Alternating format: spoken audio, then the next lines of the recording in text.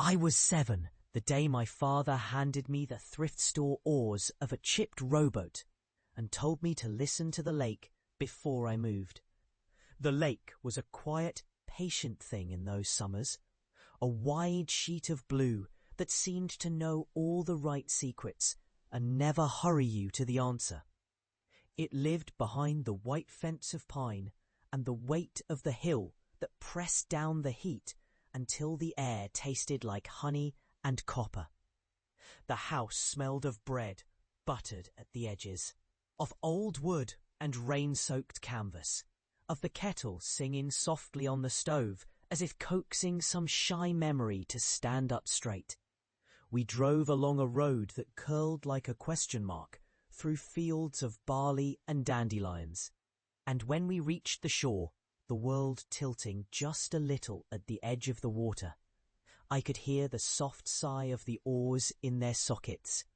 The boat sat there, a little stubborn, the paint rubbed away so that the grain of the wood showed through like a bead of aging light. My father laid a palm on the boat, as if comforting a tired horse, and his hands, broad, creased, exactly the colour of weathered driftwood, moved with a quiet confidence that told me I was stepping into something that would not hurry me. The first breath of the lake wasn't cool exactly, but it laid a thin layer of peppery damp over my skin, and the scent of wet reeds rose, sharp and green, as if somewhere a meadow had learned to exhale.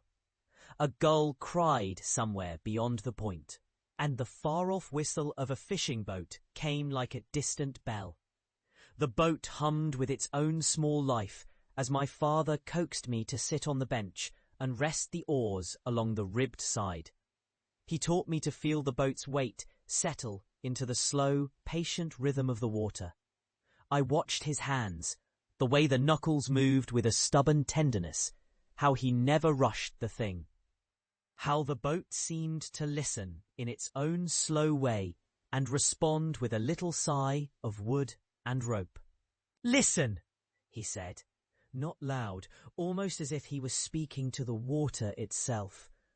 Not what you want to see, but what the world is telling you to do.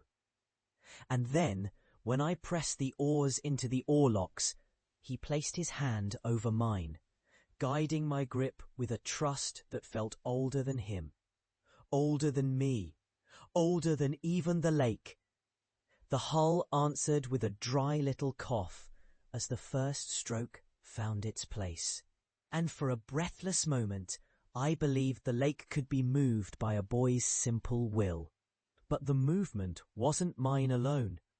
The lake moved back, patient and steady, turning under the boat in a circle of silver, catching the sun and bending it into a bright ribbon that stretched across the water like a promise. My mother's voice drifted in from the shoreline, soft as a memory you kiss to wake it up. "Be careful, dear." But she spoke as if from another life, a tether that held 100 years in its thread. Her words mingled with the distant laughter of cousins and the steady, careful sound of the town's clock, a sound that felt like a patient old friend who never hurried you, but always showed up in the end. The shore grew closer, then further. Then closer again, as the boat learned to love its own little swamp of current and tide. In that light, the moment when I understood the lake's language came to me not as a thunderbolt, but as a string of small, ordinary notes. The way the oars cut through the water, leaving pale arcs behind. The way the sun carved a line along the boat's edge, a bright edge that kept moving as if it could vanish if I blinked long enough. The way a breeze teased the canvas, making it whisper in a language older than any of us could fully pronounce. And then, almost by accident, a line of reeds bent and touched the boat, as if the lake itself offered a shy blessing. And I realized I was no longer merely a passenger on a boat, but a listener to something larger than my fear or joy. That day, I learned my father's quiet creed. You do not conquer the world by how loudly you claim it, but by how faithfully you attend to the sound it makes when it tells you your place. The lake did not demand anything of me, nor did it forgive me for my impatience. It simply asked for attention, a slow, careful listening that wasn't about taking control, but about hearing what was already in motion and choosing to move with it rather than against it. The oars, the water, the light, all of it seemed to approve this choice, as if the chunk of sunlit air we moved through was a small temple, and we were its quiet worshippers. We drifted for a long while, longer than I could name back then, with the shore shrinking to a pale edge and the boat making its own small map of the lake's moods. I tasted the salt on my lips from the small spray that crossed the bow, felt the rasp of the rope at my wrist, the ache of my arms waking to a new kind of work that would become, in time, the backbone of the man I would grow into. Not a hunter or a hero, but a person who understood the moral rhythm of a life lived with care. There were moments I did not notice until years later. The way the light at the lakefront shifted as the sun slid toward the horizon. The way a line of geese turned the sky into a moving brushstroke. The way the sound of a distant church bell rolled across the water and settled like a blessing in the boat's hollow.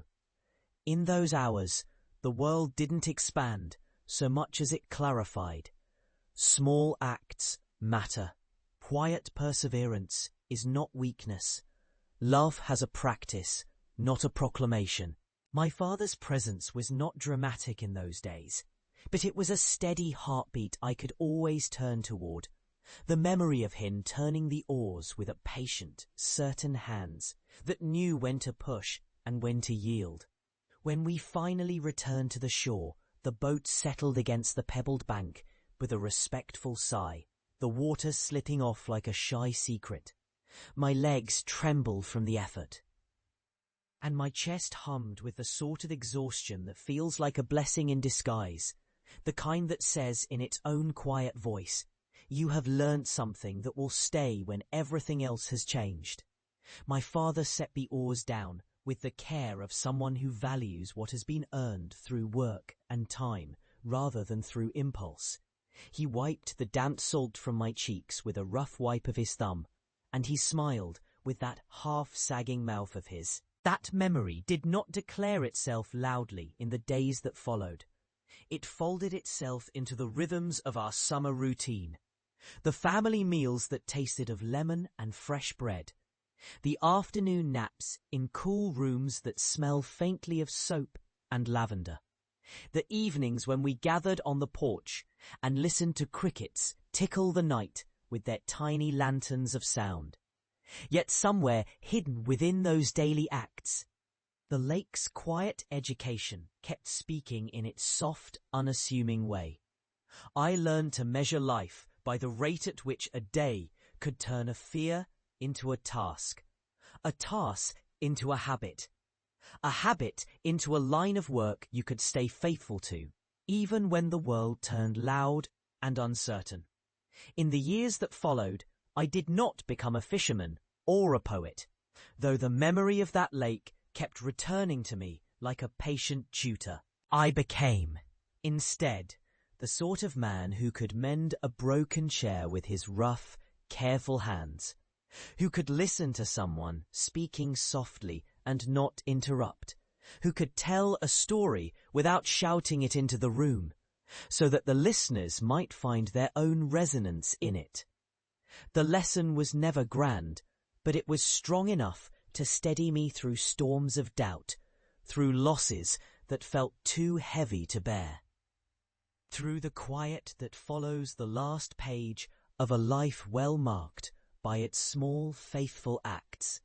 And now, when I stand at the edge of the same old lake in my mind, the shore a memory I can recite like a prayer, I hear that boy again, the one who learned to listen before he moved, who learned that the lake would teach him if only he would still his heart enough to hear. I am older than that boy, by more years than I can count, and yet I am still listening, always listening. The world pressures with noise.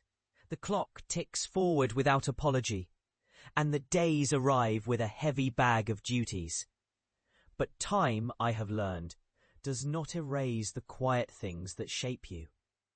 It only makes you carry them with you, tucked into the pocket where you keep the best if you have learned how to keep it. So I carry that afternoon like a small weathered compass. The memory of the oars, the feel of the boat's weight, the way the lake answered with a winged kind of calm. It reminds me to begin again, not with force, but with attention. To choose the next gentle thing over the next loud thing.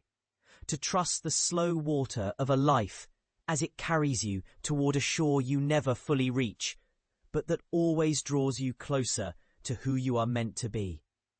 And in that continual return, I am grateful for the ordinary hours that bloom into something sacred when seen through the right window